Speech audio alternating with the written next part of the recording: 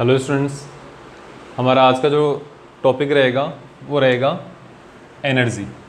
Okay, वैसे कल हमने ये टॉपिक स्टार्ट कर चुके थे और इसमें हमने आपको फॉर्म ऑफ एनर्जी बताया था, डिफरेंट फॉर्म्स ऑफ एनर्जी और कैसे एक एनर्जी एक दूसरे की फॉर्म में कन्वर्ट होती है, ये भी हमने थोड़ा सा इंट्रोडक्शन दिया था आपको। आज हमारा जो फोकस है मेनली एनर्जी के भी एक स्पेशल पार्ट जिसको हम मैकेनिकल एनर्जी कहते हैं। ठीक है, मैकेनिकल एनर्जी के लिए रहेगा। तो मैकेनिकल एनर्जी क्या है ये देखो। मैकेनिकल एनर्जी मेनली दो टाइप की होती है। फर्स्ट है काइनेटिक एनर्जी, सेकंड है potential energy. Okay, potential energy. Okay, तो सबसे पहले आप काइनेटिक एनर्जी के लिए देखो। हम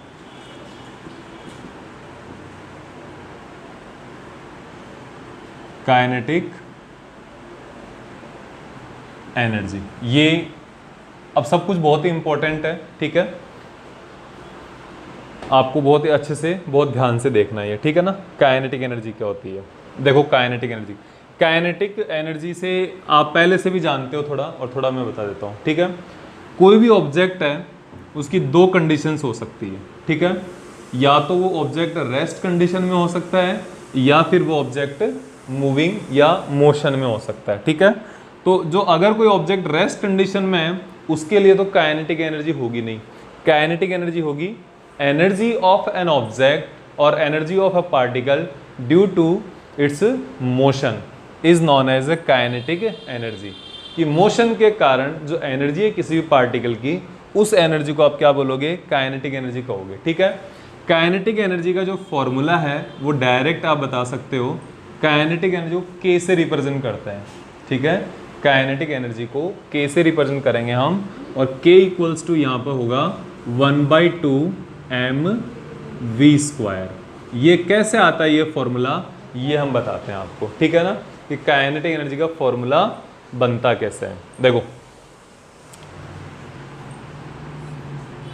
आपको ये देखना है कि सपोज एक ऑब्जेक्ट है जिसका मास m है। ठीक है, और इस ऑब्जेक्ट पर एक फोर्स एग्जिट होता है F। एक फोर्स F एग्जिट हो गया यहाँ पे। ठीक है, इसका मास कितना है? m है। अब देखो यहाँ पर नेट F फोर्स लग रहा है, तो F फोर्स लगेगा तो ये क्या होगा? यहाँ पर कुछ ना कुछ इसका डिस्प्लेसमेंट आएगा। ठीक है, यहाँ पर ये इसका डिस्प्लेसमेंट आ गया, क्योंकि F फोर्स लगाओगे तो फोर्स लगाते ही, फोर्स एग्जिट होते ही इसके अंदर क्या जनरेट होगा? एक्सेलरेशन जनरेट होगा।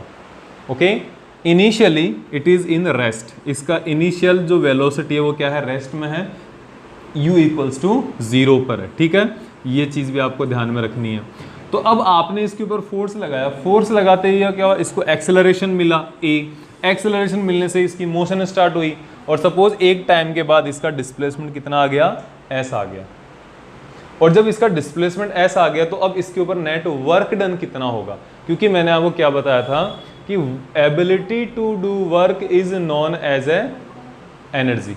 Okay, ability to do work is known as a energy. तो यहाँ पे आप वर्क डन फाइंड आउट कर लो, वो ऑटोमेटिकली किसके इक्वल होगा? एनर्जी के इक्वल होगा। तो इसके लिए वर्क डन देखो क्या होगा। वर्क डन ऑन ऑब्जेक्ट, तो W is equals to F into S. F into S होता है, और आपको पता है F इक्वल्स टू क्या होगा? न्यूटन सेकेंड लॉ से। इसको आप लिखना होगा from Newton's second law.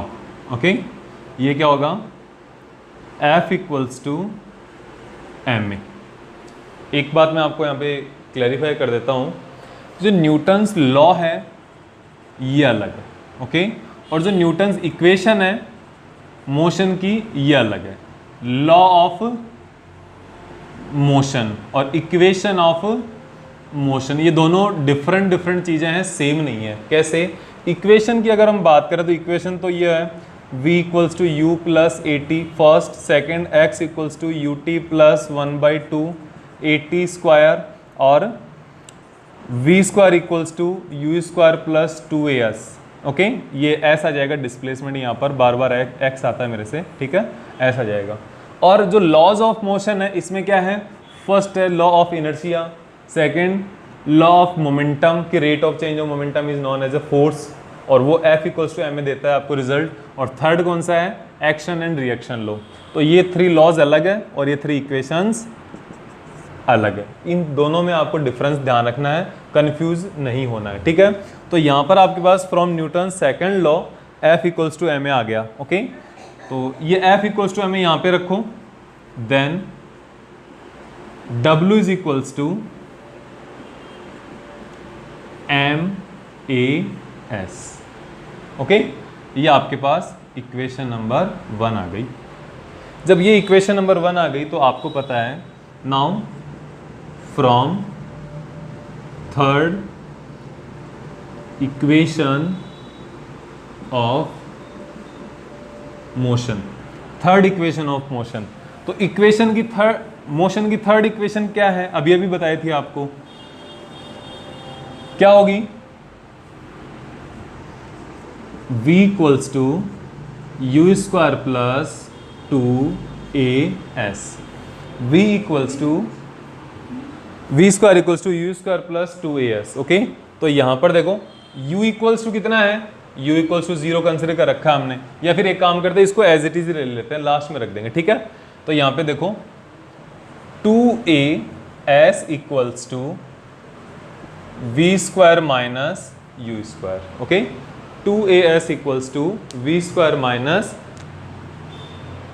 You square. Okay, और यहां से आप s की वैल्यू, a की वैल्यू रख दो, a की वैल्यू क्या हो जाएगी, V square minus U square upon 2s। आप s की भी रख सकते हो, आप a की भी रख सकते हो, ठीक है। हाँ बोल, कह रही है तू,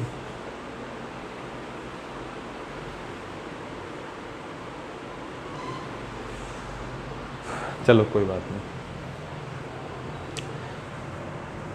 a की वैल्यू यहां रख दो इक्वेशन में, इसमें, ठीक है। तो यहां पे रखने पर आपको पता है w इक्वल्स टू, इसको आप इक्वेशन नंबर सेकंड लगा दो, तो now from first and second, देखो इक्वेशन नंबर 1 ये है, इक्वेशन नंबर 2 ये है, तो इक्वेशन नंबर 2 से a की वैल्यू फर्स्ट में रख दो आप, तो w is equals to m into ये वाली वैल्यूज रख देते हैं V square minus U square upon 2s into s।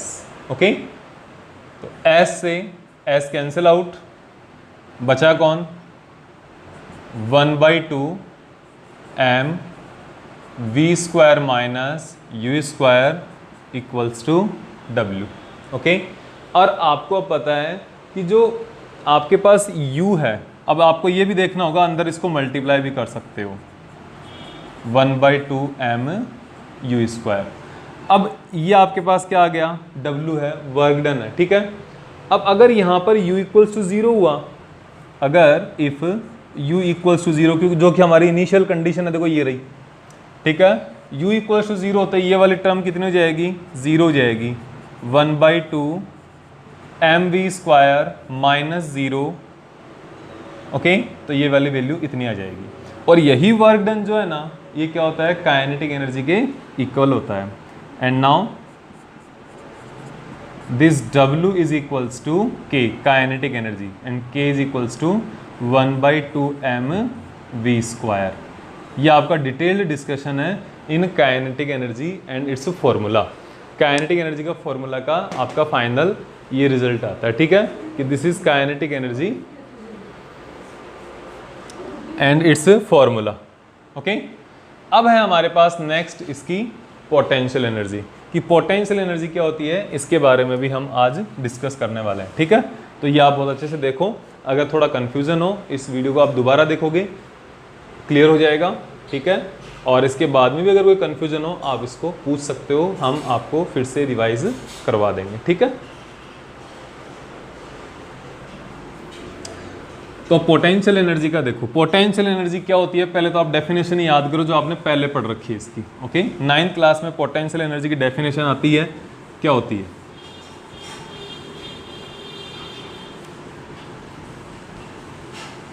देखो,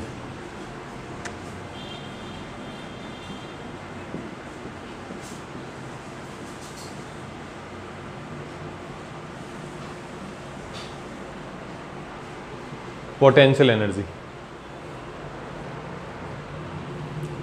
अब मैंने आपको इनिशियल 2 कंडीशन बताई थी, या तो बॉडी रेस्ट में हो सकती है या बॉडी मोशन में हो सकती है। और जो मोशन में होती है, मोशन के कारण जो एनर्जी की वैल्यू है वो कौन सी एनर्जी आएगी? काइनेटिक एनर्जी आएगी, ठीक है। लेकिन जो पोजीशन के कारण, जो अगर रेस्ट में होती है कोई बॉडी, उसमें भी तो कोई ना कोई एनर्जी होगी। ऐसा तो है नहीं कि रेस्ट में अगर है तो एनर्जी, टोटल एनर्जी जीरो हो जाएगी। रेस्ट में अगर कोई बॉडी है तो उसकी काइनेटिक एनर्जी जीरो होती है। ओके, तो यहाँ पे देखो, किसी भी ऑब्जेक्ट की पोजीशन के कारण जो एनर्जी होती है वो उसकी पोटेंशियल एनर्जी है। आपने अभी तक ऐसा सुना है, लेकिन इसमें मैं थोड़ा सा करेक्शन करना चाहूँगा, कुछ ऐड करना चाहूँगा यहाँ पे, ठीक है। इसके अकॉर्डिंग क्या है? Energy due to position, shape, size and configuration is known as a potential energy. Okay, जितने मैंने 4 टर्म बताइए सभी इसमें अवेलेबल होती है, ठीक है। देखो, पोजीशन के कारण होती है, साइज के कारण होती है, शेप के कारण होती है और कॉन्फ़िगरेशन के कारण होती है, ठीक है। अब यहां पर मैं आपको बता देता हूं, position, size, shape and configuration. जैसे हम एक, आप जो सीलिंग फैन होता है अपना, या जो टेबल फैन होता है, हम इनकी बात करते हैं एक बार, ठीक है। ये क्या करते हैं? इलेक्ट्रिकल एनर्जी को काइनेटिक एनर्जी में कन्वर्ट करते हैं, इलेक्ट्रिकल एनर्जी को, हवा के रोटेशन को इंक्रीज करके उनकी काइनेटिक एनर्जी की फॉर्म में कन्वर्ट करते हैं। और ये जो पार्टिकल्स का जो चेंजेस है, ये जो एनर्जी का चेंजेस है, ट्रांसफॉर्मेशन होता है, ठीक है। अब देखो यहाँ पे क्या है, फर्स्ट पोजीशन, सीलिंग फैन है, जब तक वो डिब्बे के अंदर रखा हुआ है सारे कंपोनेंट्स अवेलेबल है। जब तक आपने उसको साइड में रख रखा है उसकी कोई सिग्निफिकेंस नहीं है। जब वो सीलिंग के ऊपर लगा रहेगा तभी आपको प्रॉपर हवा दे पाएगा वो, ठीक है। तो सबसे पहले पोजीशन आ गई, ठीक है। टेबल फैन अगर होता है वो सामने रखा होता है तब हवा देगा, लेकिन आप उसके पीछे बैठ जाओगे तो हवा नहीं आएगी, ठीक है। दूसरा साइज, इसका हो गया। साइज क्या है? एक छोटा रूम है, उसके अंदर आप छोटा फैन लगा सकते हो, लेकिन कोई बड़ा हॉल है, क्या उसके अंदर आप छोटे फैन से काम चला सकते हो? वहाँ पे नहीं होगा। तो वहाँ पर साइज ऑल्सो मैटर्स। तो उस रूम के लिए ज़्यादा काइनेटिक एनर्जी चाहिए आपको, तो ज़्यादा पोटेंशियल एनर्जी वाला पंखा आपको लगाना पड़ेगा। तो वहाँ पे क्या हो गया? साइज़ बड़ी हो गई, तो साइज़ के कारण पोटेंशियल एनर्जी हो गई। शेप, अब वहाँ पर आपके पास जो 3 ब्लेड्स है, शेप एंड कॉन्फ़िगरेशन ये दोनों आ जाएंगे इसमें। जो 3 ब्लेड्स है, क्या तीनों एकदम फ्लैट कनेक्टेड होती है, एकदम एग्जैक्ट? नहीं, वहाँ पे वो कोई ना कोई वो टिल्ट होती है, थोड़ी वो इंक्लाइंड होती है।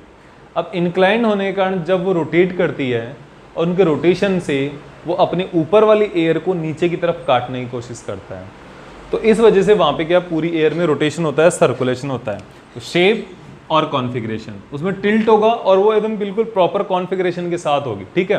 तो वो उसकी शेप और कॉन्फ़िगरेशन आ गई, तो इसके कारण एनर्जी क्या हो गई? आपकी पोटेंशियल एनर्जी हो गई। Position, size, shape and configuration, this is called potential energy.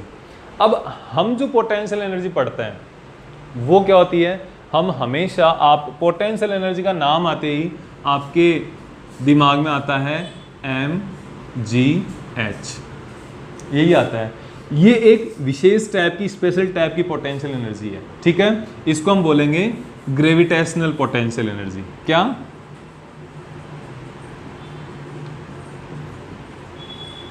Gravitational potential energy. तो ग्रेविटेशनल पोटेंशियल एनर्जी क्या है, इसके बारे में हम आपको बताते हैं, ठीक है। एनर्जी की यूनिट्स और डायमेंशनल फॉर्मूला ये वर्क के इक्वली होता है। एनर्जी की एसआई यूनिट जूल होती है और एनर्जी की सीजीएस यूनिट अर्ग होती है, ठीक है। और इसकी स्मॉलेस्ट यूनिट इलेक्ट्रॉन वोल्ट होती है, उसके बारे में भी हम आपको बताएंगे, ठीक है। ग्रेविटेशनल पोटेंशियल एनर्जी ये क्या होता है, इसका फॉर्मूला डेराइव करते हैं सबसे पहले, ठीक है। देखो, work done by agency on a substance against the gravitational force is stored in the form of gravitational potential energy. Okay, again I am repeating, किसी भी एजेंसी के द्वारा कोई एजेंसी किसी ऑब्जेक्ट के ऊपर वर्क करती है, किसके अगेंस्ट, ग्रेविटेशनल फोर्स के अगेंस्ट, तो उसके अंदर वो ग्रेविटेशनल पोटेंशियल एनर्जी स्टोर हो जाती है। वही हम यहाँ पे डिस्कस कर रहे हैं, ठीक है। सपोज ये क्या है, ये अर्थ सरफेस है, ठीक है। यहाँ से कोई एक ऑब्जेक्ट है जिसको आप ऊपर की तरफ h हाइट तक ले गए, इसको उठाने के लिए फोर्स लगेगा, आप h हाइट तक इसको ले गए, तो जो नेट वर्क डन आपने किया है वो इसकी पोटेंशियल एनर्जी की फॉर्म में स्टोर हो गया। और नेट वर्क डन कितना किया है ये देखना है। सबसे पहले आपको वर्क डन कैलकुलेट करना है, ठीक है।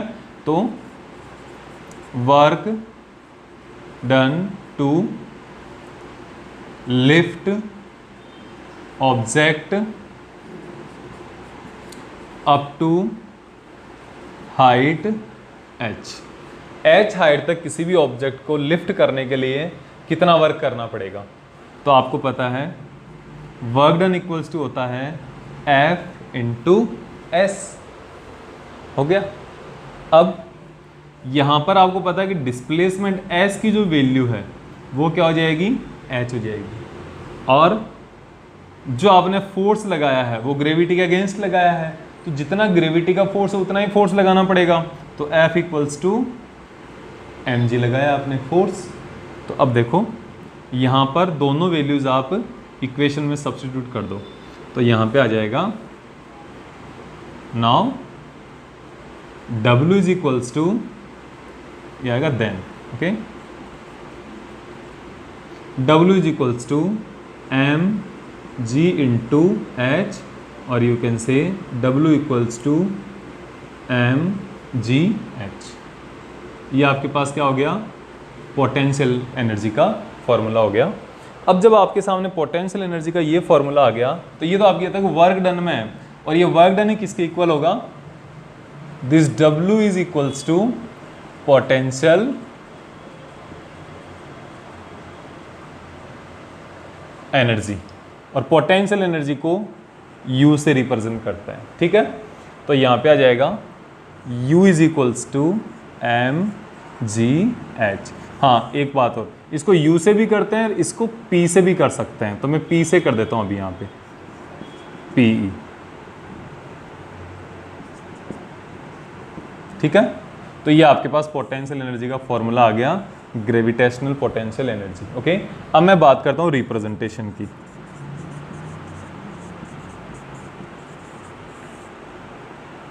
रिप्रेजेंटेशन देखो, जो काइनेटिक एनर्जी होती है, काइनेटिक एनर्जी का रिप्रेजेंटेशन K भी हो सकता है, K, और ये सब्सक्रिप्शन में भी, सबस्क्रिप्ट में भी E लगा सकते हैं, और हम इसको कंप्लीट KE भी लिख सकते हैं, ठीक है ना। ये हो गया काइनेटिक एनर्जी के लिए। अगर हम यहाँ पर पोटेंशियल एनर्जी